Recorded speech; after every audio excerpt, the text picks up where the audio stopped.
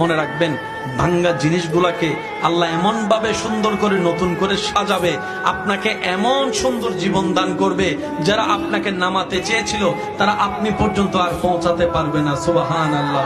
যারা আপনাকে টেনে ধরে নামাতে চেয়েছে তারা অনেক পিছনে পড়ে থাকবে, আপনি রবের রহমত নিয়ে অনেক দূরে এগিয়ে থাকবেন। মনে রাখবেন, শুধু একটু সয়ে যাবেন, একটু ধৈর্য ধরে থাকবেন, একটু সহ্য করে চুপ করে থাকবেন। যত সইবেন তত পাইবেন, যত সইবেন তত পাইবেন। কোনো আফসোস নাই, কোনো আপত্তি নাই, কোনো হা হতাশ নাই। রবকে শুধু এতটুকু বলবেন, যখনই মন খারাপ হবে সিজদায় মাথাটা ঝুঁকিয়ে, ইয়া রব, আমি যা পেয়েছি কোনো কিছু পাওয়ার যোগ্যতা আমার কাছেই নেই, সব তুমি দয়া করে দান করেছো, সব তুমি দয়া করে দান করেছো।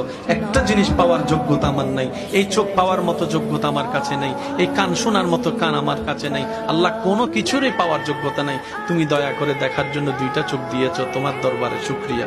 সুবহানাল্লাহ।